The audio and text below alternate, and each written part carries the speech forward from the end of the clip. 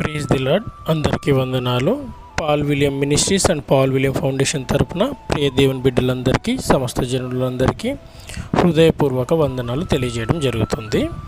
పరలోకపు తండ్రి అనుదిన రాత్రికాలపు ఆత్మీయ వాక్యములో భాగంగా ఈరోజు మనము యెషయా గ్రంథము 14వ అధ్యాయము 25వ వచనాన్ని ధ్యానించుకొని పరలోకపు తండ్రిని మహిమపరుచుకొని అనంతరం కృతజ్ఞత ప్రార్థన చేసుకుందాము. యెషయా గ్రంథము 14వ అధ్యాయము 25వ వచనము. నా దేశములో అష్షూరును సంహరించెదను, నా పర్వతముల మీద వాని నలగద్రొక్కెదను, వాని కాడి నా జనుల మీద నుండి తొలగిపోవును, వాని భారము వారి భుజము మీద నుండి తొలగింపబడును. మరొక మరి చదువుకుందాము. నా దేశములో అష్షూరును సంహరించెదను, నా పర్వతముల మీద వాని నలుగద్రొక్కెదను, వాని కాడి నా జనుల మీద నుండి తొలగిపోవును, వాని భారము వారి భుజము మీద నుండి తొలగింపబడును. Amen, amen. హల్లెలూయా, హల్లెలూయా. ఎంతటి గొప్ప వాగ్దానాన్ని దేవుడు మనతో మాట్లాడుచున్నారో మనం గమనించాలి. ప్రియ దేవుని బిడ్డలారా, సృష్టికర్త అయిన ఆ పరలోకపు తండ్రి తన ప్రజల గురించి మాట్లాడుతూ ఈ వాగ్దానాన్ని చేయడం జరిగింది. అష్షూరును తన దేశం నుండి సంహరిస్తాను అంటున్నాడు. మరి అష్షూరునే సంహరించెదను అని ఎందుకు అంటున్నాడు అనగా, అష్షూరు సామ్రాజ్యము అహంకారంతో తమకు తాము గొప్పవాళ్ళమని చెప్పుకుంటూ హెచ్చించుకునే ప్రజలతో కూడి ఉన్న సామ్రాజ్యం అని మనము గమనించాలి. దేవునికి వ్యతిరేకంగా ఆలోచించే సామ్రాజ్యం, దేవుని చిత్తాన్ని నిర్వర్తించని, విలువలు లేని ఒక పాపపు భారంతో కూడిన ఉన్న సామ్రాజ్యం అని మనం ముందుగా తెలుసుకోవాలి. కనుక దేవుడు అంత కఠినమైన పదాన్ని ఆయన అక్కడ వాడుతూ మనకు వాగ్దానం చేయవలసి వచ్చింది. ప్రియ దేవుని బిడ్డలారా, ఒకవేళ మనం దేవుని నీతితో నింపబడి ఆయన చిత్తానుసారంగా మనం నడిచేవారిమి అయితే మన జీవితాన్ని ఒక దేశంగా పరిగణించి మన జీవితంలో ఎవరైతే అష్షూరులు ఉన్నారో వారిని కూడా సంహరిస్తా అని ప్రభువారు అంటున్నారు. మరి ఎవరైతే నిన్ను అవమానపరుస్తున్నారో, ఎవరైతే నీ యొక్క విశ్వాస జీవితాన్ని ఆటంకాలు కలిగిస్తున్నారో, ఎవరైతే సువార్తను అడ్డుకుంటున్నారో వారిని అందరినీ నీ జీవితం నుండి వేరుపరిచి తన పర్వతముల మీద వారిని నలగద్రొక్కుతా అని ప్రభువారు సెలవివ్వడం మనం గమనించాలి. ఒకవేళ అష్షూరు లాంటి జీవితం మనలో ఉండి ఉంటే కూడా ప్రభువారు వాటన్నిటిని తొలగిస్తా అని వాగ్దానం చేయుచున్నారు అని మనం తెలుసుకోవాల్సిన అవసరం ఉంది.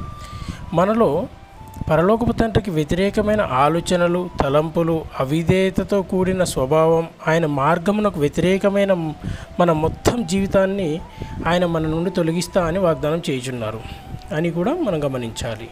ప్రియ దేవుని బిడ్డలారా, దేవునికి వ్యతిరేకమైన ప్రతి దానిని మన వద్ద నుండి ఆయన తొలగించి మన భుజముల నుండి అపవాది కాడిని తొలగించి వేసి మనల్ని ఆ భారం నుండి విముక్తులను చేస్తానని ప్రభువారు సెలవివ్వటం మనం తెలుసుకోవాలి.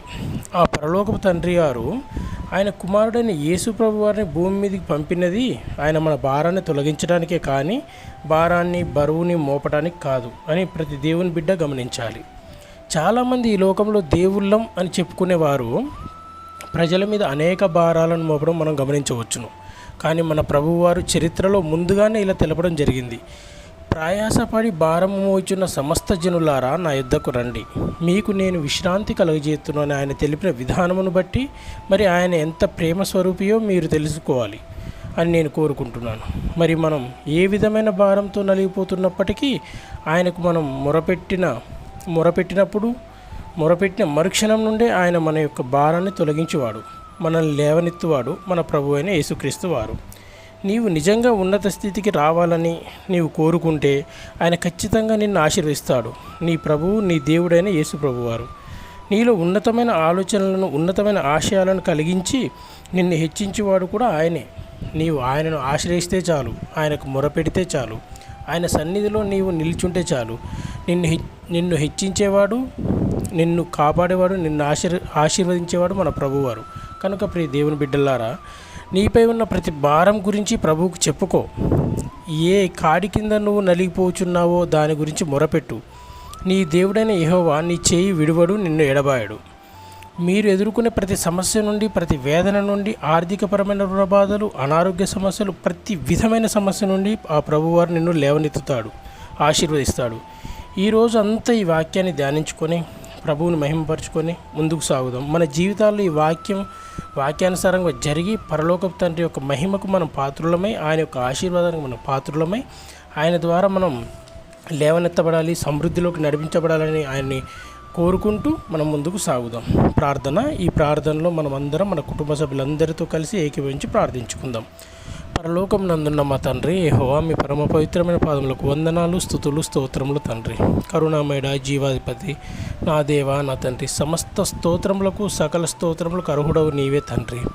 ఇదిగో ప్రభువా, మరి మీరు మా భారాన్ని తొలగించుతానని వాగ్దానం చేసిన దేవుడు కదా తండ్రి.